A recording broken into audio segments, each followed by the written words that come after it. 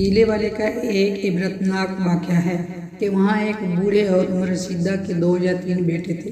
ان میں سے ایک شادی شدہ تھا۔ وہ کسی مقام پر جھگڑے کے بنا پر مشتبہ صورت میں گرفتار ہو گیا۔ لڑکا شریف الطبع اور نیک تھا۔ حکومت نے اس کو اعتبار دیکھ کر کچھ عرصہ قید رکھنے کے بعد رہا کر دیا۔ آپ حضرات خود یہ اندازہ فرمائیں کہ اس مظلوم قیدی کو اس دن کتنی خوشی اور کتنی مسرت ہوئی ہوگی جب اسے رہا کر دیا گیا ہوگا۔ لڑکے نے رہائی کی خوشی میں سیدھا اپنے گھر کا رخ کیا۔ گاؤں ذرا دور تھا، راستے میں کافی دیر ہو گئی اور لڑکا اندھیری رات میں گھر پہنچا۔ گھر گیا تو اس کی بیوی موجود تھی۔ اپنے باپ اور دوسرے بھائی کا پتہ کیا تو اس کی بیوی نے بتایا چونکہ آج کھیت کو پانی لگ رہا ہے اس لیے دونوں کنویں پر جا چکے ہیں۔ وہ لڑکا اپنی بیوی کے ساتھ ایک چارپائی پر بیٹھا تھا۔ دونوں میاں بیوی بستر کے ساتھ ٹیک لگا کر بیٹھے تھے۔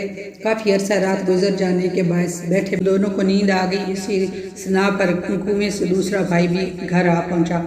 اب کنویں والوں کو کیا خبر تھی کہ آج گھر کون آیا ہوا ہے۔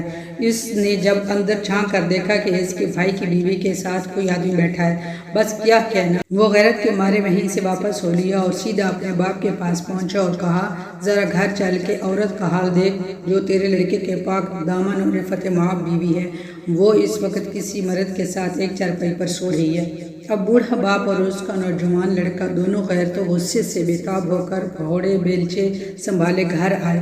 بوڑھا باپ تو باہر دروازے پر ہی کھڑا رہا۔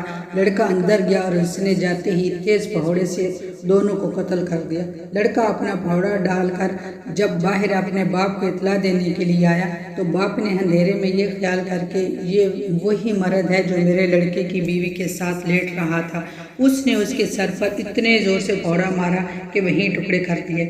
اب اپنا پھاوڑا سنبھالنے اندر آیا اور اپنے لڑکے کو آواز دی کہ بیٹا آ جاؤ، اسے تو میں نے دروازے پر باہر ختم کر دیا ہے، اب اندر سے کون ہے جو آواز دے۔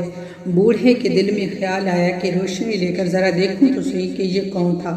باپ نے اندر جا کر دیکھا تو اس کا بڑا لڑکا اس کی بیوی دونوں دائیں نیند سو رہے ہیں اور دونوں کے سر تن سے جدا پڑے ہیں۔ دیکھتے ہی چیخ نکل گئی، ہائے یہ تو میرا ہی گھر لٹ گیا۔ دوڑا ہوا باہر آیا تو دروازے پر دوسرا لڑکا ٹکڑے ہو چکا تھا۔ غلط فہمی کی وجہ سے سارا گھر لٹ گیا۔